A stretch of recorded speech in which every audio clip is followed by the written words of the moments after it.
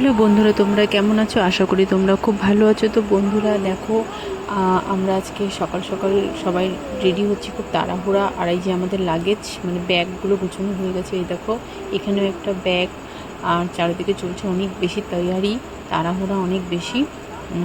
কারণ কি আমরা যাব ঘুরতে। এই যে আর একটা ট্রলি। চলো কোথায় যাচ্ছি তোমাদেরকে দেখাচ্ছি, সময় নিয়ে একদম হাতে। এই যে আমরা রেডি হয়ে গেছি, মানে আমি রেডি হয়ে গেছি।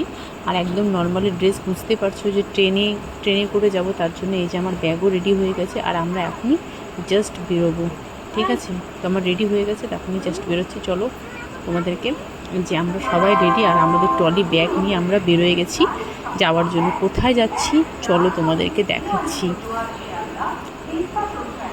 আমার মেয়ে কিন্তু খুব বেশি এক্সাইটমেন্ট, ঠিক আছে, ঘুরতে যাচ্ছি বলে। আর আমার হাজব্যান্ডকে দেখতেই বুঝতে পারছো যে অনেক দিনের জন্য যাচ্ছি, বেশি না, 4-5 দিনের জন্য যাচ্ছি। কিন্তু কোথায় যাচ্ছি সেটা একটা সাসপেন্স, বলছি তোমাদের, ওয়েট করো। তার আগে দেখে নাও, টোটোতে ভর্তি আমাদের লাগেজ। আর এই যে আমার মা আর আমার শাশুড়ি মা, তারাও আমাদের সাথে যাচ্ছে। আর সবাই মিলে আমরা যাচ্ছি। এই যে টোটোতে বসে গেছি। এই যে আমার মেয়ে কিন্তু খুব বেশি খুশি, ঠিক আছে? কারণ কি, মেয়ে ঘুরতে যাচ্ছে, প্রথমবার মেয়ের এত দূরের জার্নিতে যাওয়া হচ্ছে, এত দূরে নিয়ে যাওয়া হচ্ছে মেয়েকে 4-5 দিনের জন্য। আর মেয়ে ফার্স্ট টাইম মানে এত দূরে যাচ্ছে, তার জন্য মেয়ে এক্সাইটমেন্ট। ট্রেনে করে যাচ্ছে দেখে, ট্রেনে এর আগেও চলেছে মেয়ে, কিন্তু মেয়ের এটা সেকেন্ড টাইম হলো। এই জার্নিটা কিন্তু অনেক বড়, অনেক বেশি, তার জন্য মেয়ে কিন্তু খুশি। এখন পুরো খুশি আছে, জানি না ট্রেনের মধ্যে কি করবে, সেটা গড নোস, সেটা বলতে পারছি না। কিন্তু এখন পর্যন্ত খুব খুশি, এক্সাইটমেন্ট আমাদের মতনই।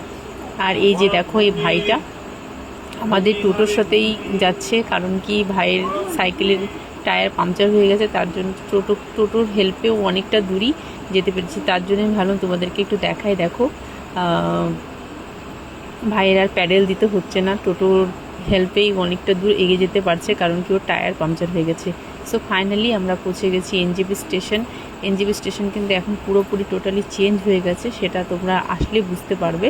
আমরাও এসে বুঝতে পারছি, চারোদিকে ভাঙ্গি করে একদম অন্যরকম হয়ে গেছে। আর আমরা কিন্তু ফাইনালি স্টেশনে পৌঁছে গেছি, কারণ কি আমাদের ট্রেন আছে, তার জন্য ট্রেন ধরতে হবে, জন্য একটু আমরা তাড়াতাড়ি পৌঁছে গেছি। এই যে সবাই মিলেই পৌঁছে লাগেজ টেনে পুরো হাঁপিয়ে গেছি, তার জন্য একটু দাঁড়িয়ে পড়ছি। আর আমরা এখন ট্রেন ধরবো, ট্রেন এখনও আসেনি, তার জন্য আমরা দাঁড়িয়ে আছি, ওয়েট করছি ট্রেনের।